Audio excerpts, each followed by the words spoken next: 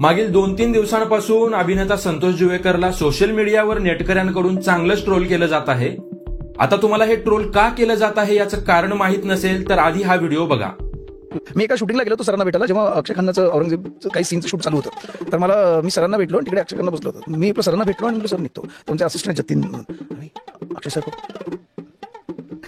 मी बघितलंही नाही तिकडे, मी बघूच शकत नाही. तर हे संपूर्ण प्रकरण छत्रपती संभाजी महाराजांवर आधारित असलेल्या छावा या सिनेमाशी संबंधित आहे.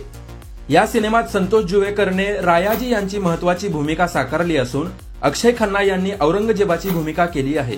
मात्र नुकत्याच एका पॉडकास्टमध्ये संतोष जुवेकर म्हणताना दिसतो की मी छावाच्या सेटवर असताना एकदाही अक्षय खन्नाशी बोललेलो नाही आणि खरं तर मला त्यांच्याशी बोलावं असं वाटलंही नाही.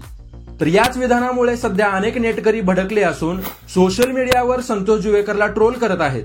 अनेकांनी त्याच्या या वक्तव्यावर तीव्र शब्दांनी नाराजी व्यक्त केली आहे. माझी काहीतरी असता एक नुसती माझी भक्ती आहे ना माझ्या महाराजांवर. ती पुस्तक वाचल्यानंतर तो इतिहास मला कळला आहे, वाचला आणि ऐकलाय, त्यामुळे तो इम्पॅक्ट माझ्यावर आहे. त्यामुळे ते थोडासा राग येणं साहजिक आहे ना, कोणाला येणार नाही, प्रत्येकाला येणार.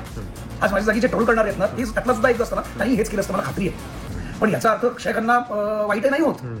पण अक्षय मी तेव्हा गेलो होतो सेटवर, मला जतीन आमचे असोसिएट भाई अक्षय सर मिळलाय, तुम्ही गेलो होतो पण त्या गेटमध्ये माहिती मला काहीतरी असं नाही मिळणार. अक्षय सर मिळणार हा नव्हता ॲटिट्यूड माझा. मी असं आतमध्ये बघितलं नाही, मला नाही बघत होतो. बेसिकली लोकांना अर्धवट ऐकतात, तुम्ही पूर्ण ऐकत नाही किंवा आता माझं जे इंटेन्शन आहे ते चुकीचं गेलं असं मला वाटतं. यामध्ये संतोष जुवेकरने हेही स्पष्ट केलेलं आहे की त्याच्या विधानाचा चुकीचा अर्थ काढून सोशल मीडियावर त्याला विनाकारण ट्रोल करण्यात येत आहे. तर तुमचं या प्रकरणावर काय मत आहे? तुम्हाला काय वाटतं, संतोष जुवेकरवर होणाऱ्या ट्रोलिंगमध्ये खरंच काही तथ्य आहे का?